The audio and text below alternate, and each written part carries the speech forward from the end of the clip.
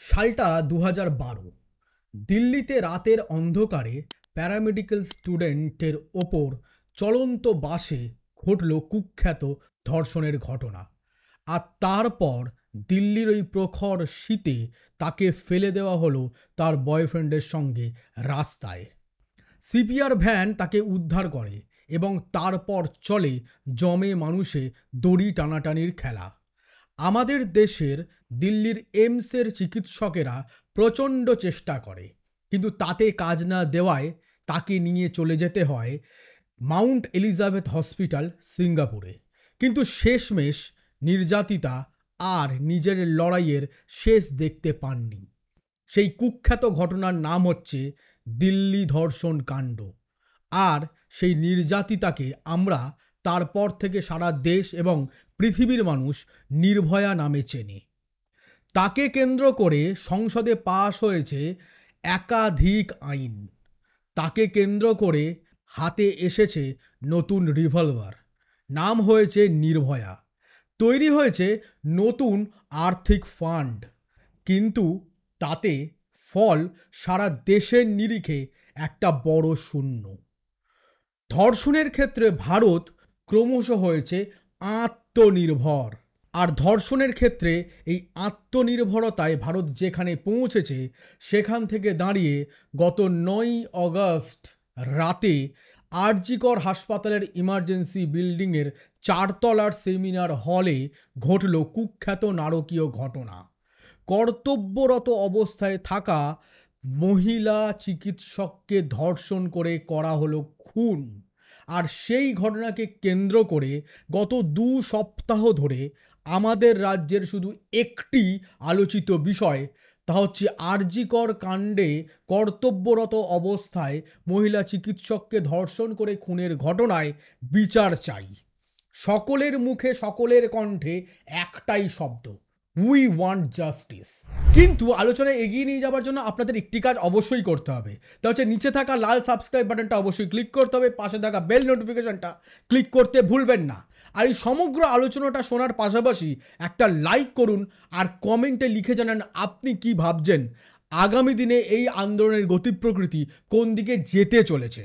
সন্দেশখালির পর বিজেপি যেভাবে এই আন্দোলনকে হাতিয়ার করে নিজেদের রাজনৈতিক অবস্থা চরিতার্থ করতে চলেছে, তাতে করে আপনি কি মনে করছেন এই আন্দোলন আর কতদিন রাজনীতির রং থেকে দূরে থাকতে পারবে?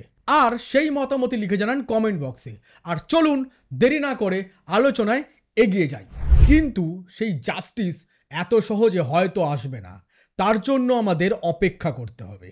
যেমনটা নির্ভয়া কাণ্ডে দোষীদের ফাঁসির জন্য অপেক্ষা করতে হয়েছিল দেশের মানুষকে ১ দশক।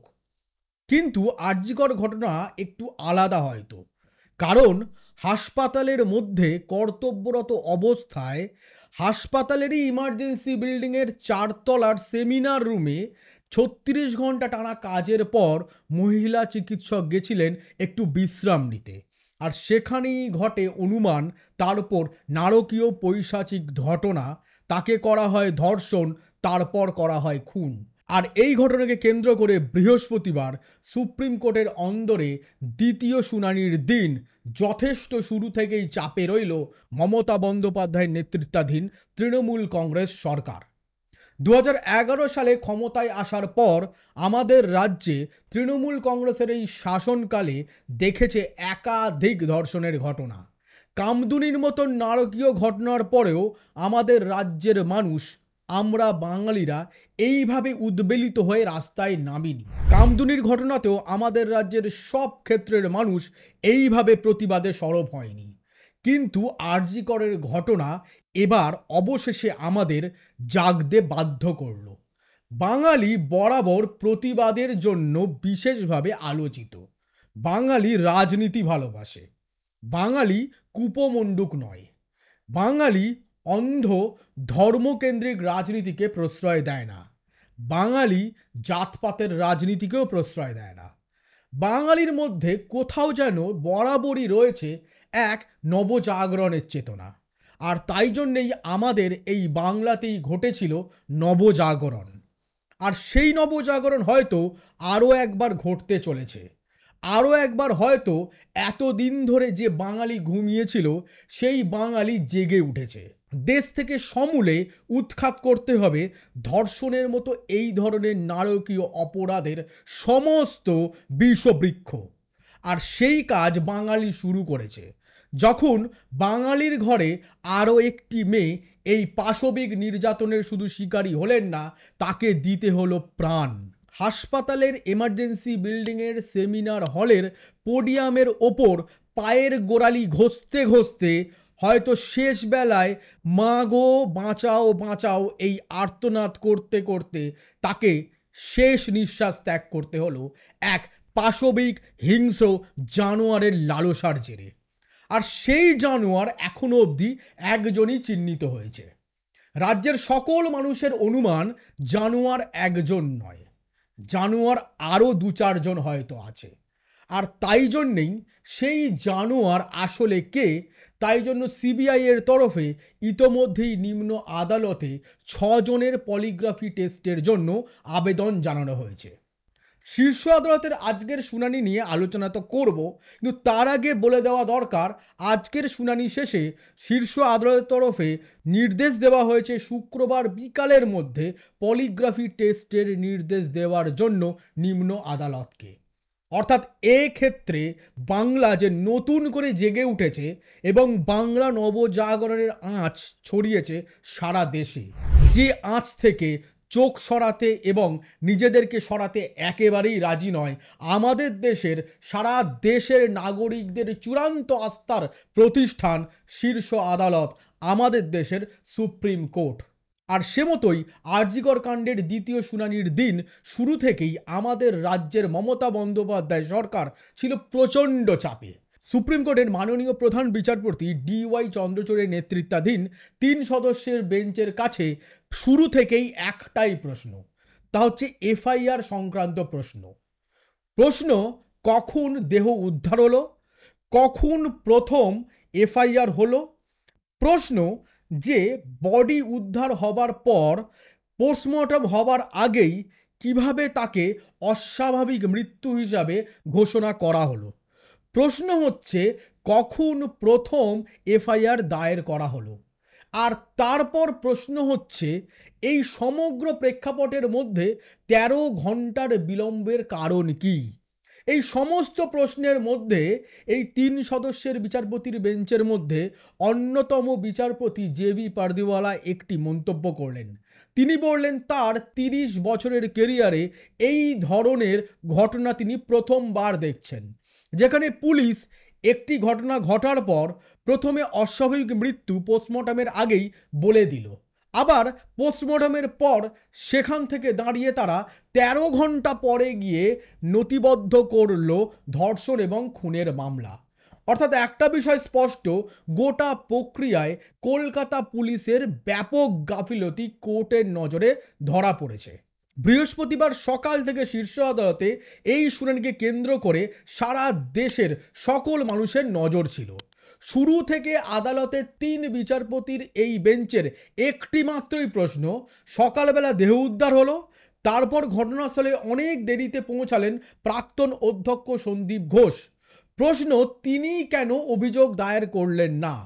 তারপরে প্রশ্ন সকালবেলা 10টা নাগাদ যখন অস্বাভাবিক মৃত্যুকে কেন্দ্র করে টালা থানায় প্রথম জেনারেল ডায়েরি করা হলো এবং তারপর থানার আধিকারিকরা এলেন এবং অবশেষে রাত 11টার পর গিয়ে হলো এফআইআর, রুজু হলো ধর্ষণের মামলা।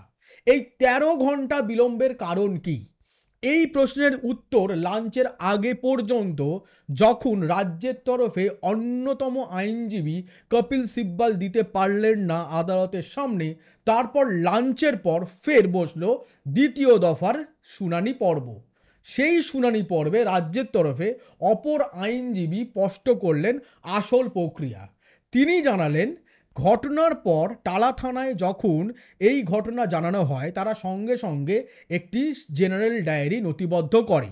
ঘটনাস্থলে পৌঁছায় পুলিশ পৌঁছে প্রথমে আনন্যাচারাল ডেথ অর্থাৎ অস্বাভাবিক মৃত্যু মামলা রুজু করে। আর সেখান থেকেই প্রশ্ন, পোস্টমর্টমের আগে কি করে পুলিশ বুঝে গেল এই গোটা ঘটনাটি অস্বাভাবিক মৃত্যুর? সেই প্রেক্ষাপটে দাঁড়িয়ে রাজ্যের আইনজীবী জানান যে পুলিশ দুপুরবেলায় এই ঘটনাকে কেন্দ্র করে এফআইআর দায়ের করে, কিন্তু লিখিতভাবে এফআইআর সেই সময় খাতায় রেজিস্টার করতে পারে না পুলিশ কিছু বাধ্যবাধকতার কারণে। এবং গোটা প্রক্রিয়া এত উত্তপ্ত পরিস্থিতি তৈরি হয়েছিল যা শান্ত করে অবশেষে রাতে পোস্টে ফিরে পুলিশ এই গোটা প্রক্রিয়া নথিবদ্ধ করে, যার জেরে রাত 11টার পর খুন এবং ধর্ষণের মামলা রুজু হয়। অর্থাৎ এই গোটা প্রক্রিয়ায় রাজ্যের তরফের প্রধান আইনজীবী কপিল সিব্বাল বরাবর একটি কথাই বলেছেন, কোথাও কোনো তথ্য প্রমাণ লোপাটের চেষ্টা হয়নি, সমস্ত কিছুর ভিডিওগ্রাফি রয়েছে। যদিও সিবিআই এর তরফে কেন্দ্রের সলিসিটর জেনারেল বরাবরই অভিযোগ করে আসছিলেন যে ঘটনার পর দীর্ঘ সময় ঘটনাস্থল সিল না করা অবস্থায় পড়েছিল, আর তাতেই করে তিনি অভিযোগ করেন তথ্য প্রমাণ লোপাটের চেষ্টার। যদিও তারও জবাবে কপিল সিব্বাল বলেন ঘটনাস্থলের পুঙ্খানুপুঙ্খ ভিডিও ফুটেজ আছে, কোনো রকম তথ্য প্রমাণ লোপাটের চেষ্টা হয়নি, সম্পূর্ণ বিষয়টির রাজনীতিকরণের চেষ্টা চলছে। আর এই গোটা সওয়াল জবাবের শেষে বিকালে শীর্ষ আদালতের তরফে জানানো হয় বেশ কিছু নির্দেশ। প্রথমত, কেন্দ্রকে যে বিশেষ টাস্ক ফোর্স গড়ার নির্দেশ দিয়েছিল সেই টাস্ক ফোর্সকে বেশ কিছু অতিরিক্ত কাজ করারও নির্দেশ আবারও দিল শীর্ষ আদালত। পাশাপাশি দিল্লির এইমসের চিকিৎসক সহ দেশের বিভিন্ন জায়গার বিভিন্ন ক্ষেত্রের প্রতিবাদী চিকিৎসকদের দ্রুত কর্মবিরতি প্রত্যাহার করার আবারও আবেদন জানানো হয় শীর্ষ আদালতের তরফে। পাশাপাশি সবচেয়ে গুরুত্বপূর্ণ, এই গোটা ঘটনা প্রক্রিয়ার মধ্যে যে দ্বন্দ্ব, যে অন্ধকার, যে ধোঁয়াশা তৈরি হয়েছে, যে কখন জিডি দায়ের হয়েছিল, তারপর কখন এফআইআর দায়ের হলো, আবার তারপর কখন গিয়ে তাতে ধর্ষণের মামলা যুক্ত করা হলো, এবং এই গোটাটা বিষয় যে টাইমলাইন পুলিশের তরফে কেস ডায়েরি মারফতে তুলে ধরা হয়েছে, তাতে রয়েছে ব্যাপক ধোঁয়াশা। সেই সব ধোঁয়াশা দূর করার জন্য সম্ভবত আগামী 5ই সেপ্টেম্বর হতে চলেছে এই গোটা মামলার তৃতীয় শুনানি। সেই দিন উপস্থিত থাকতে হবে টালা থানার কোনো সিনিয়র আধিকারিককে, যিনি এই অন্ধকারকে দূর করতে পারবেন। পাশাপাশি সিবিআইকে আবারও দ্বিতীয় দফার স্ট্যাটাস রিপোর্ট মুখ বন্ধ খামে জমা দেবার নির্দেশ দেওয়া হয়েছে শীর্ষ আদালতের তরফে। কিন্তু এই গোটা প্রক্রিয়ার মধ্যে একটা বিষয় উঠে আসছে, তা হচ্ছে এই ঘটনাকে কেন্দ্র করে আমাদের রাজ্যে প্রতিবাদী মানুষের আন্দোলন কোথাও যেন কোণঠাসা হতে শুরু করেছে, আর ক্রমশ সামনে উঠে আসছে বিজেপি এবং তৃণমূলের রাজনৈতিক আকচাকচি।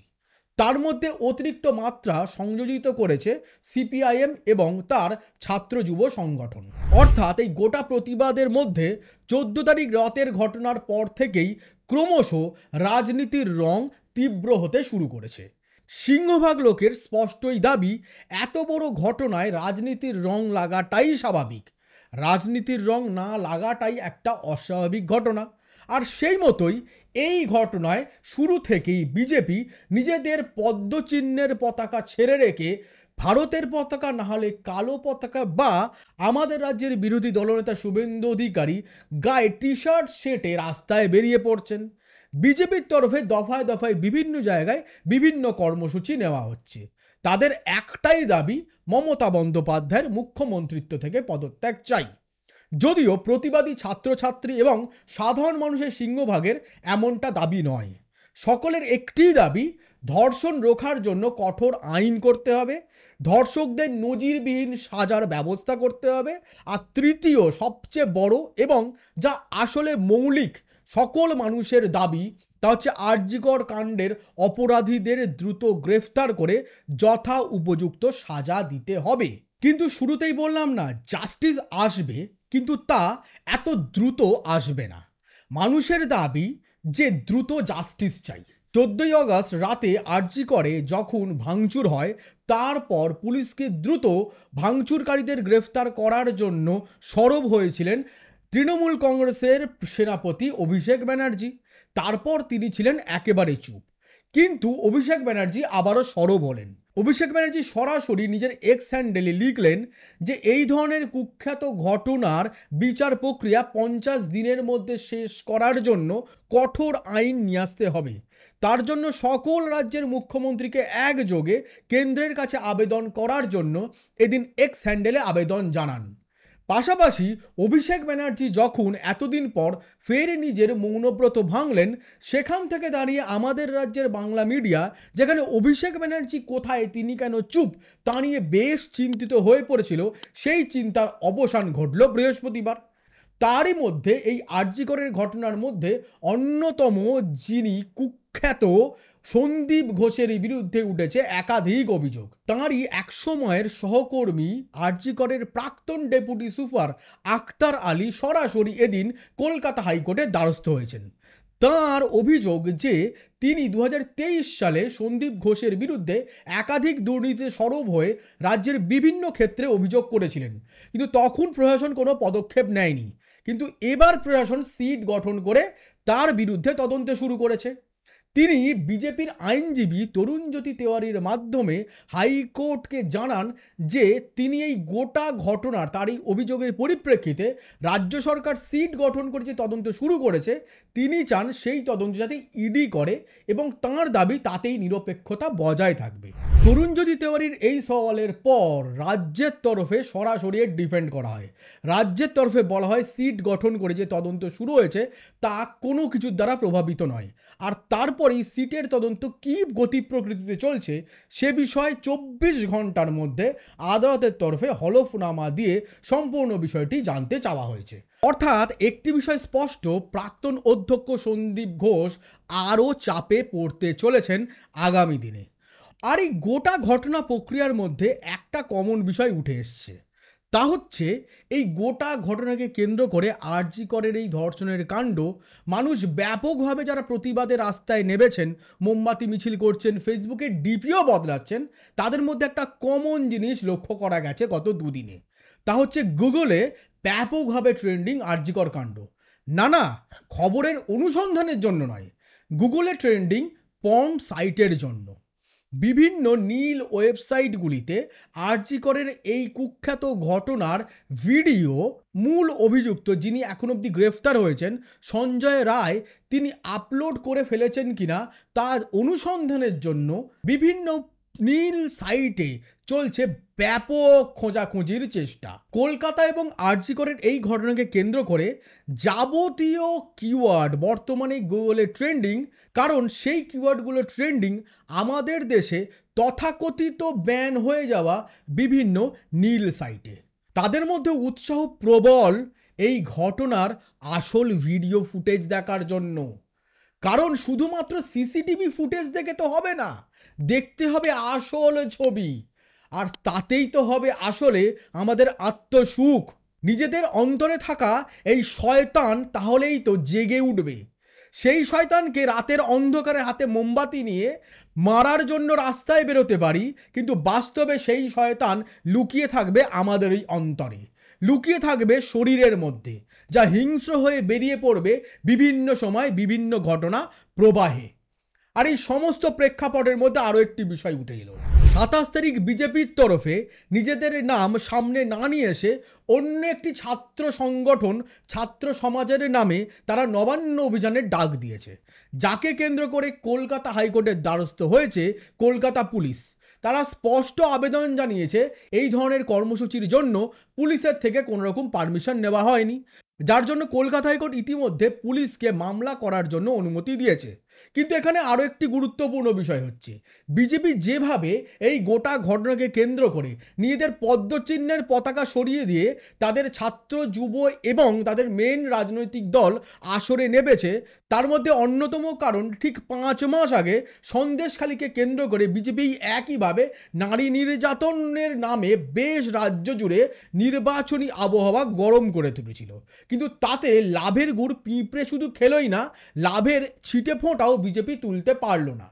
তারপর ব্যাপক ভোটে ধরাশায়ী হয়ে বিজেপি যখন মুখে গুড় গোবর মেখে বেশ মুষড়ে পড়েছিল, সেই সময় আরজি করের এই ঘটনা কি করে তারা হাতছাড়া হতে দিতে পারে? আর তাই জন্যেই সবচেয়ে বড় চোনা এই বিজেপি হয়ে উঠতে চলেছে এই গোটা প্রতিবাদের মধ্যে। আগামী দিনে এই প্রতিবাদ একেবারে শেষ হতে চলেছে বিজেপির হাত ধরে, কারণ সুপ্রিম কোর্টের তরফে বলা হয়েছে শান্তিপূর্ণ প্রতিবাদে পুলিশ কোনো রিয়াকশন নিতে পারবে না। কিন্তু যদি সেই শান্তিপূর্ণ প্রতিবাদ বিক্ষুব্ধ আকার ধারণ করে, তাহলে কিন্তু পুলিশকে থেমে থাকতে বলেনি সুপ্রিম কোর্ট। যদি আন্দোলনের মধ্যে দিয়ে, প্রতিবাদের মধ্যে দিয়ে পুলিশকে লক্ষ্য করে ইট ছোড়া হয়, অ্যাসিড বাজ ছোড়া হয়, তাহলে কিন্তু পুলিশও চুপ থাকবে না। কারণ শীর্ষ আদালত কিন্তু তখন তাদের প্রতিক্রিয়া দিতে মুখে না বললেও তাদেরকে কিন্তু আইন প্রতিপালন করার নির্দেশ দিয়েছে। অর্থাৎ বিজেপির ফাঁদে পা দিয়ে যারা 27 তারিখ নবান্ন অভিযানে যাবেন তারা কিন্তু বাস্তবে এই প্রতিবাদকেই মৃত্যুর মুখে নিয়ে যাবেন। আর এই সমগ্র প্রেক্ষাপটের মধ্যে আবারও একবার বলবো যে এই গোটা ঘটনা প্রক্রিয়ার মধ্যে রাজনীতিকে যতটা সম্ভব দূরে রাখুন। 2007 সালেও তৃণমূল কংগ্রেস ঠিক এইভাবেই সিঙ্গুর আন্দোলনকে রাতারাতি এনক্যাশ করে নেয়। একেবারে অনুবীক্ষণ যন্ত্রের তলায় থাকা রাজনৈতিক দল রাতারাতি আমাদের রাজ্যে চূড়ান্ত ক্ষমতাসীন একটি রাজনৈতিক দলে পরিণত হয়। 2009 লোকসভা নির্বাচনে যার ব্যাপক ফলাফল আমরা দেখতে পাই এবং তারপর 2011 হয় পট পরিবর্তন। 34 বছরের বাম শাসনকে টলিয়ে ক্ষমতায় আসে মমতা বন্দ্যোপাধ্যায়ের নেতৃত্বে তৃণমূল কংগ্রেস। আর তারপর গত 13 বছর আমাদের রাজ্যের কি অবস্থা আমাদের সকলেরই জানা। আর তাই জন্য একটা বিষয় বলবো বন্ধুরা, এই নবজাগরণের আন্দোলনকে রাজনীতির রং চড়িয়ে তৃণমূল, বিজেপি, সিপিআইএমের হাতে তুলে দেবেন না। যদি কঠোর আইনের পথে এগোতে হয়, যদি নিজেদের দাবি দেওয়া 100% চরিতার্থ করতে হয়, যদি আরজি করের নির্যাতিতাকে সঠিক বিচার দিতে হয়, তাহলে অবশ্যই বিজেপি, তৃণমূল, সিপিএমকে এই প্রতিবাদ থেকে যতটা সম্ভব দূরে রাখুন। প্রতিবাদের লাগাম রাখুন নিজেদের এই দু হাতে, আর একসঙ্গে বলুন উই ওয়ান্ট জাস্টিস, আরজি করের বিচার চাই। আজকের এই এপিসোড এখানেই শেষ করছি। দেখা হবে পরবর্তীকালে পরবর্তী এপিসোডে, হয়তো তাও হতে চলেছে আরজি কর নিয়ে। আর ততক্ষণ দেখতে থাকুন, সঙ্গে থাকুন আশীর্বাদ দ্য ট্রুথের। আমি আশীর্বাদ, নমস্কার।